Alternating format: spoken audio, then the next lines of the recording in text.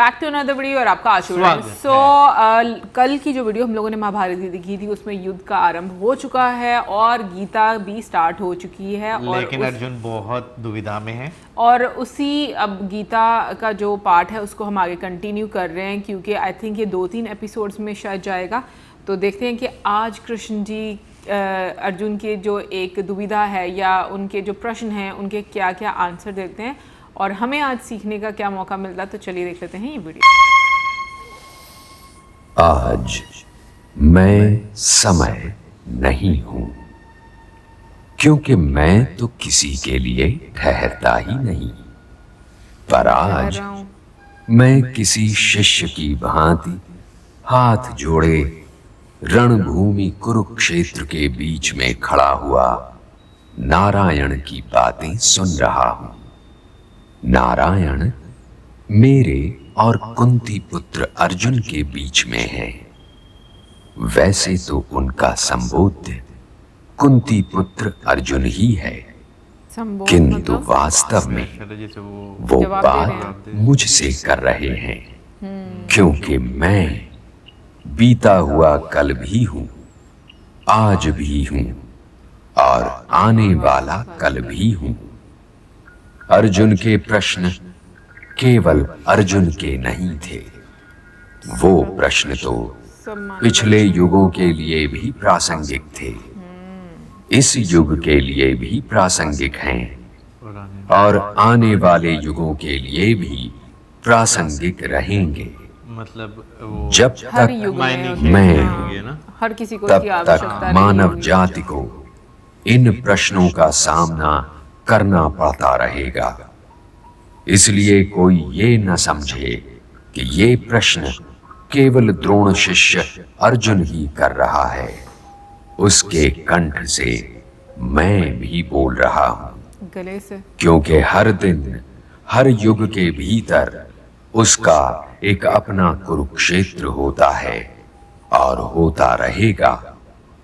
इसलिए हे मानव, यदि अपने वर्तमान और भविष्य का सामना करना है तो कुरुक्षेत्र की ओर मुंह करके खड़ा हो जा और स्वयं नारायण से अपने उन प्रश्नों के उत्तर सुन जो सदैव से तुझे परेशान करते चले आ रहे हैं। इसलिए हे महाबाहो, विजय और पराजय, जीवन और मृत्यु, सुख और दुख के प्रश्नों में ना उलझो और युद्ध करो। यदि इस युद्ध में तुम्हारी विजय हुई तो पृथ्वी का राज्य और यश भोगोगे, और यदि वीर गति को प्राप्त हुए तब भी यश के साथ साथ स्वर्ग पाओगे। इसलिए हे कौन्तेय, उठो, सुख दुख, लाभ हानि, जय पराजय सबको समान समझो और युद्ध करो, कि यही तुम्हारा क्षत्रिय कर्तव्य भी है और मानव धर्म भी। हतो वा प्राप्स्यसि स्वर्गम जित्वा वा भोक्ष्यसे महीम तस्मात् उत्तिष्ठ कौन्तेय युद्धाय कृत निश्चयः।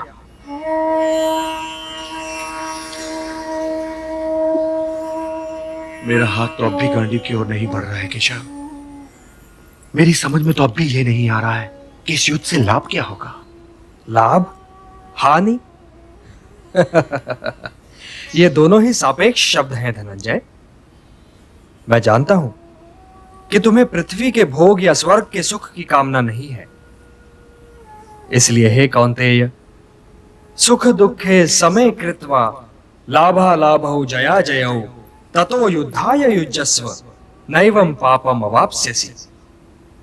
सुख दुख, लाभ हानि, जय पराजय से ऊपर उठो पार्थ। मुझसे तो अब भी नहीं उठा जा रहा है केशव।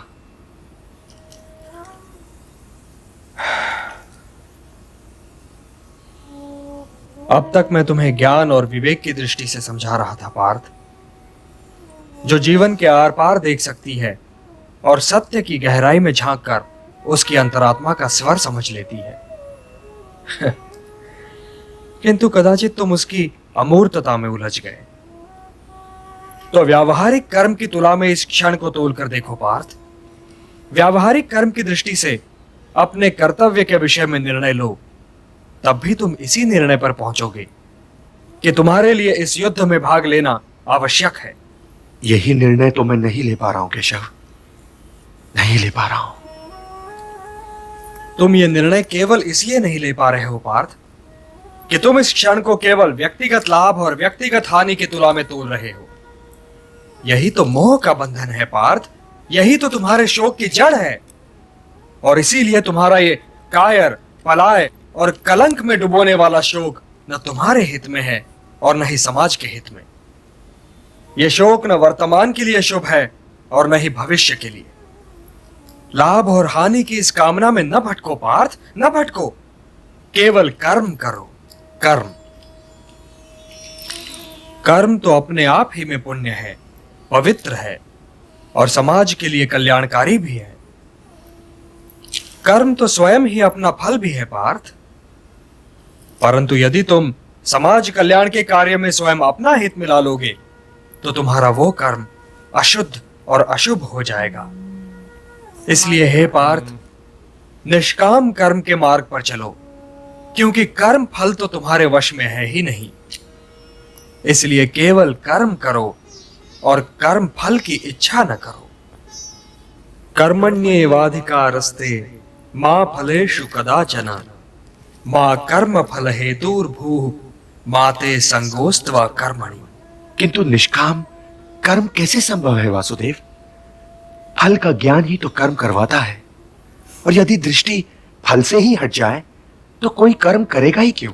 कोई कर्म इसलिए करेगा पार्थ कि कर्म के बिना तो जीवन संभव ही नहीं। कुछ तो करोगे ही, या भोजन करोगे या नहीं करोगे, या भूखे को भोजन करवाओगे या नहीं करवाओगे, या युद्ध करोगे या नहीं करोगे।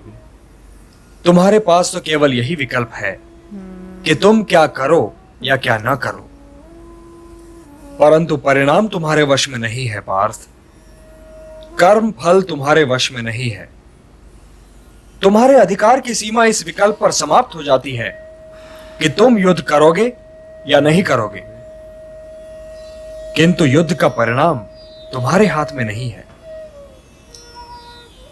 यदि तुम विजय चाहो भी तो यह आवश्यक नहीं कि विजय तुम्हारी ही हो जाए, तुम्हारी पराजय भी हो सकती है। किंतु यदि तुम विजय से मोहित नहीं होगे तो पराजय से भी नहीं घबराओगे। यदि तुम ये सोचो पार्थ कि चाहे विजय हो चाहे पराजय, किंतु तुम तो केवल इसलिए युद्ध कर रहे हो कि युद्ध करना तुम्हारा कर्तव्य है, तो विजय के सुख या पराजय के दुख का प्रश्न ही नहीं उठता। और जो न विजय से सुखी हो और न पराजय से दुखी, वही स्थित प्रज्ञ है। इसलिए हे पार्थ, कर्म के प्रतिफल की चेष्टा न करो। तुम तो केवल वही करो जो तुम्हारे वश में है, अर्थात अपने धर्म का पालन करो। यही कर्मयोग है पार्थ, यही कर्मयोग है। इस रहस्य को समझो पार्थ कि तुम्हारे पास तो केवल करने या ना करने का विकल्प है, किंतु कर्म के अंत पर मनुष्य के अधिकारों की सीमा समाप्त हो जाती है। कर्म का परिणाम मनुष्य के वश में नहीं है। तुम सर्वश्रेष्ठ धनुर्धर हो, परंतु यदि तुम्हारा आखेट तनिक भी इधर से उधर हो जाए तो तुम चूक जाओगे। तुम्हारा अधिकार तुम्हारे वाण संधान पर है, तुम्हारा अधिकार तुम्हारी दृष्टि पर है, परंतु उस मृग पर तुम्हारा कोई अधिकार नहीं जिसकी ओर तुम वाण चला रहे हो। हे धनंजय, सत्पुरुष कभी अपने अधिकारों की सीमा का उल्लंघन नहीं करते। अर्थात अपने कर्म में स्थिर रहो पार्थ, स्थिर रहो, क्योंकि कर्म की कुशलता का ही नाम योग है। और योग क्या है केशव? योग क्या है? वही तो बता रहा था पार्थ। योग कर्म का कौशल है, मोह का त्याग कर्म का कौशल है। मोह से मुक्त होकर अपने कर्तव्य का पालन करना कर्म का कौशल है। सफलता और असफलता दोनों ही में समान रहना कर्म का कौशल है।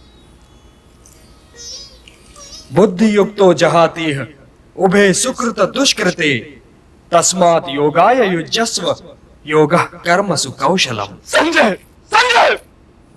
आज्ञा महाराज। यदि तुम्हारी वाणी वहां तक पहुंच सके तो चिल्लाकर कहो कि हे अर्जुन, वसुदेव के पुत्र की बात ना सुनो, वो तुम्हें बहका रहा है। चेहरा देखो। तनिक